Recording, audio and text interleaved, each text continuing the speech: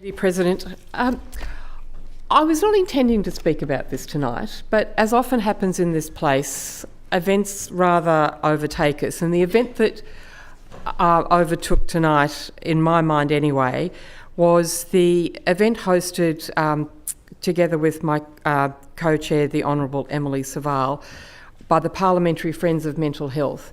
And it was an event which focused on eating disorders in Australia and in New South Wales. We were fortunate to have representatives from Inside Out and from the Butterfly Foundation, and also two very brave people who shared with us some of their lived experience of living with an eating disorder. Now, we probably all think we know about the incidence of eating disorders in Australia. Just think for a moment in your head how many people you believe have an eating disorder. Well, if we're talking about young women between 15 to 19, we're talking about 18% of that population with an eating disorder. That is a tremendous amount of our young women who are facing an eating disorder. And it is not just women who experience eating disorders, it is also men. This is a tremendous affliction, and we need to take it seriously, we need to talk about it, we need to resource treatment for it. We are rightly concerned about the road toll in this country and the enormous number of deaths.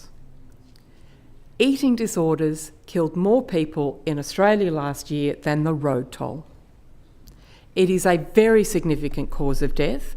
Eating disorder is the mental illness which has the highest rate of death associated with it. And can I say that this is an underestimate? Because one of the challenges is getting sufficient data and getting sufficiently accurate data. And when deaths come to be coded, not everybody goes down as eating disorders. If you've had cardiac arrest because of the effect on your body of your eating disorder, if you have renal failure because of the effect on your body of your eating disorder, if you have committed suicide, which is unfortunately often associated with eating disorders, they don't get recorded as eating disorders deaths.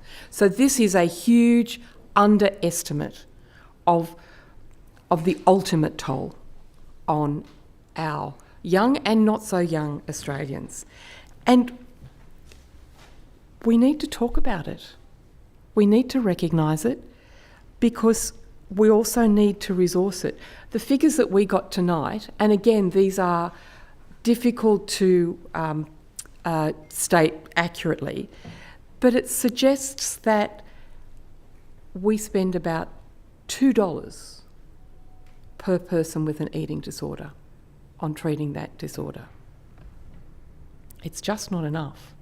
And if we look at the individual cost, one person who spoke to us tonight talked about her 17-year recovery from an eating disorder and estimated that that had a cost of around about $1 million.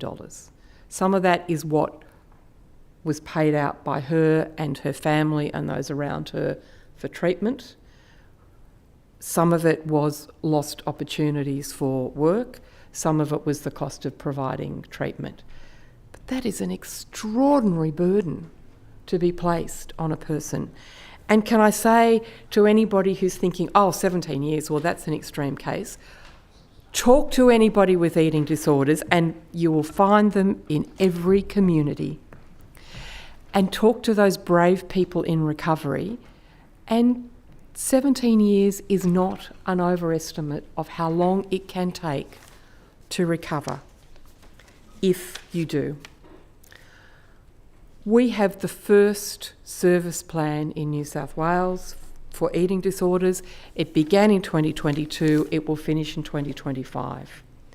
It is very important that this is not a one-off. We need to learn from that service plan, we need to reflect on the success or the problems with that service plan, and we need to renew it. Because everybody in New South Wales with an eating disorder, or everybody who loves somebody with an eating disorder, needs to be recognised and supported adequately. Thank you. The Honourable Mark